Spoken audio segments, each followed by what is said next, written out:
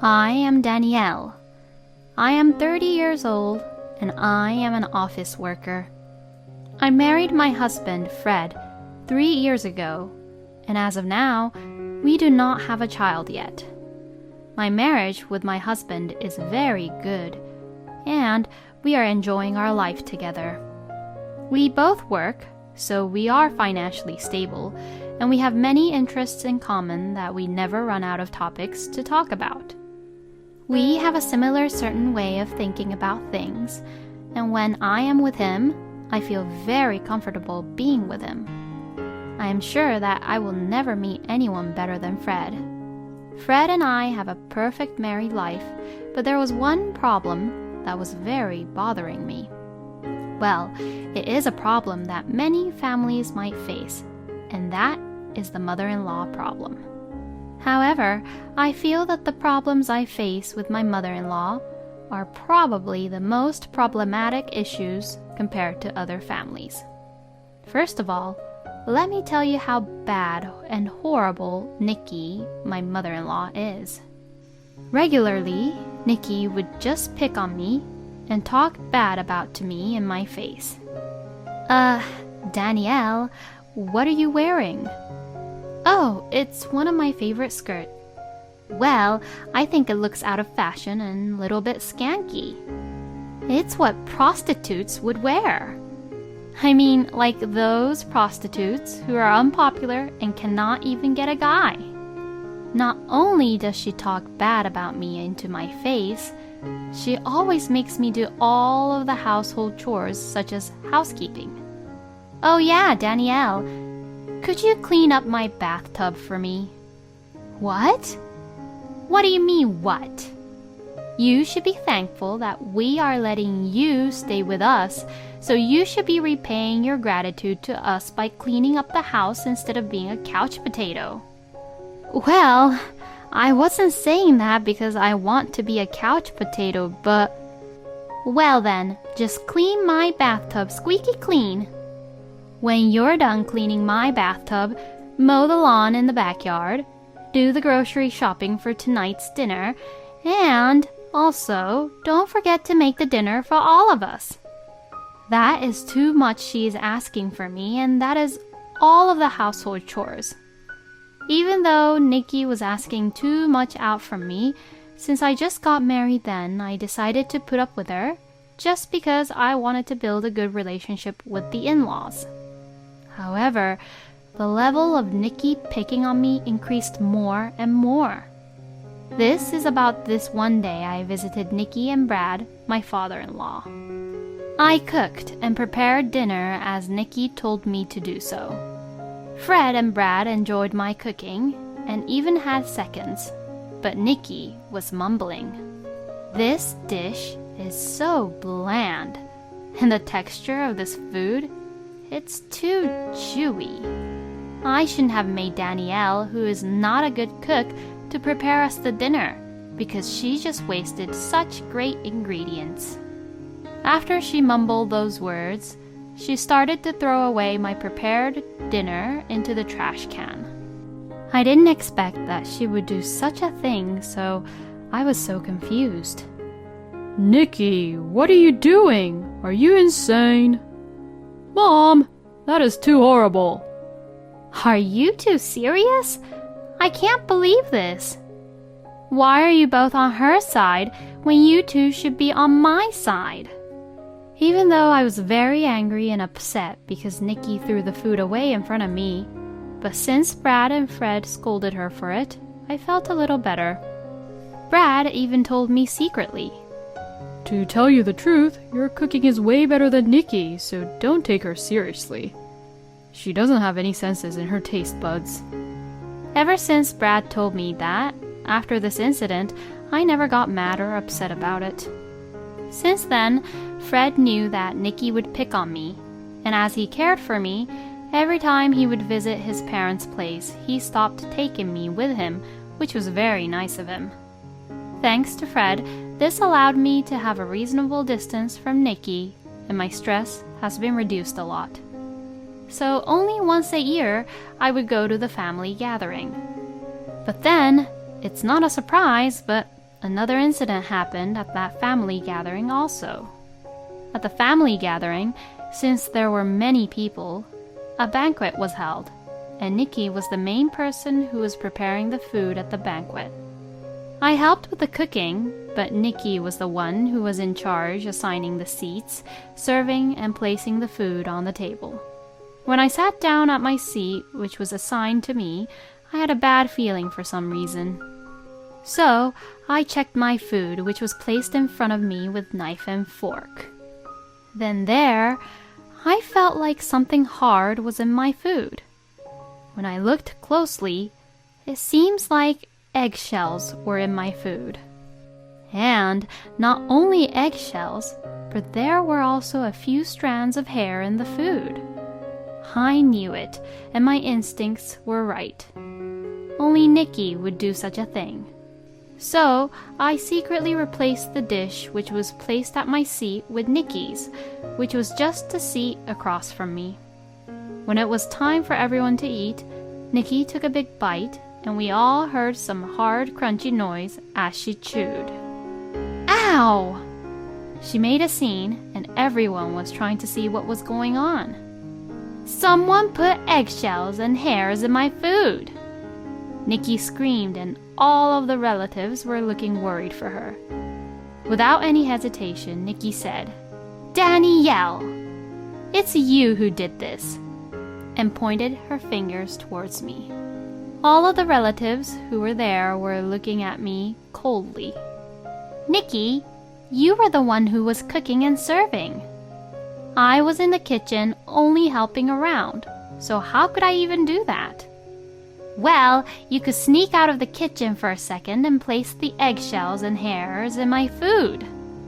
Then another relative who was helping in the kitchen with me said, "Danielle was with me all the time in the kitchen, so it couldn't possibly be her who did it. Also, she came to this table with me, so there were no moments for her to do such thing." And she defended for me. Mom, why are you just suspicious and blaming everything only on Danielle when you didn't even know who did it? "What? Well, that's because..." Mom, don't tell me you were the one who planned this. For Nikki's sake, I didn't want to say anything, but as soon as the toast was made and saw my food, I had a bad feeling, so I checked my food and found that there were eggshells and strands of hair in it. Since Nikki was picking on me from the very beginning of our marriage, and since Nikki was the one who cooked and served the plates, I just assumed that Nikki would be the only one who would do such a thing to me, so I switched our plates. But then, there is no evidence that Nikki actually did this. I shouldn't have just assumed it was Nikki just because she has been picking on me all the time. I'm such a great actress. As I said that, everyone was feeling bad for me and looked at Nikki with dismay. Nikki didn't expect this, so she didn't know what to do, but Brad scolded. Nikki, how could you do such thing? You're just embarrassing. And took her home. Well, if this was the last incident, then I wouldn't have considered my problems to be that big of an issue. However, Nikki didn't learn her lesson. After that, Nikki stopped picking on me, but instead, she started calling me very often. She called me 3 times a day, morning, lunch, and night, and if I didn't pick up the phone, she would forever call me until I pick up. And if I do answer, she would just talk about her day, wasting my time. Not only calls, but she would just show up at our house without informing me, and just stays at our house for a very long time without doing anything. Even though she doesn't pick on me anymore, she talks to me too much that I can't be bothered to listen to all of her stories, and she always wastes my weekends and holidays by her just talking to me. Even Fred told her off, saying, Mom, could you not come over to our house so often? But she doesn't even listen to him. Therefore, As a countermeasure against Nikki wasting my precious time with her talking, I decided to evacuate to my parents' house with Fred every weekend. I thought this would fix everything, but after 3 weeks of this, Nikki catched on what Fred and I were doing, so she started coming over to my parents' house now. She even lied that she was the delivery person to catch me off guard, and when my mother opened the door, Nikki would just barge herself in. I can't tell you how horrified we were of Nikki. When this happened, we called Brad and made him preach her and take her back home. After that, Nikki stopped stalking and calling me for a while, but then, one day, Brad passed away very suddenly with a health condition. Since there was no one to stop Nikki, she was a loose cannon. Firstly, Nikki spent all of the money she inherited from Brad in a blink of an eye. She bought tons of high-end brand bags and ate out every day at a very expensive restaurant. As a result, Nikki became very obese. Also, she stopped doing any of the household chores such as cleaning and taking out the trash, so Nikki's house became full of trash and it was all a mess. Even the neighbors complained about it, and Fred and I didn't know what to do about it. To make matters worse, Nikki started to borrow money from the loan sharks. Unable to stop her extravagant lifestyle, even when she spent all the money she had from Brad in savings, she continued to use the loan sharks to borrow and spend money. Nikki even brought the debt collectors at our house for us to pay her debts. When the cars of the debt collectors were parked and lined up at our lawn, I was very scared. Fortunately, both Fred and my father were not scared, so they took a firm stand and were able to turn the debt collectors away and then dealt with them legally through our lawyer by saying we were not obligated to make any payments. I couldn't stand Nikki anymore by this time. Even Fred said, Since I don't have any siblings and Dad has passed away, Mom was my only blood-related family, but this is too much. I have no choice but to cut ties with her. So then, we decided to take a certain action. This year, we had a very long spring break.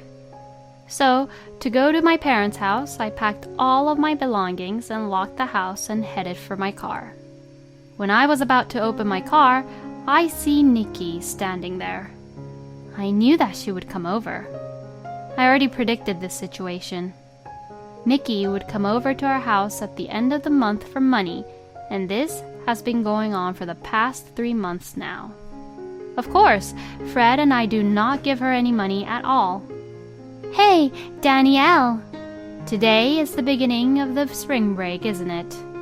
I know you're bored, so I came over to be in your company. You are just saying that, but you just only want money. How could you say such a thing, Danielle? Isn't Fred on his business trip right now? I thought you would be lonely, so that's why I came over. Thanks, but no thanks, Nikki. I am about to leave and go over to my parents' place. Well, then, I will be looking over your house then. What? You will be gone for a couple days, right? I heard that burglars tend to break in during the holidays. Nikki, it's okay. Please go back to your place. Don't worry, I can take care of your house, you know. As she said this, Nikki just reached into my bag and tried to forcibly take my house keys. Stop it! I quickly hand-chopped her wrist. Ow! Nikki was on the ground, holding her wrist. Nikki, stop bothering us anymore, okay? Well then, I have to go now. I ignored Nikki, who was still on the ground, and got in and started the car. I finally go to my parents' place. Fred opened the door. Finally, you are here. I wanted to say here I am with a smile, but when I saw Fred, I became relaxed and I began to cry. Fred hugged me tight. Fred let me cry in his arms until there were no tears left in me anymore.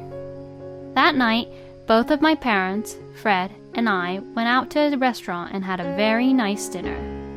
Then, my phone rang. It was Nikki who was calling me. I forgot to block her.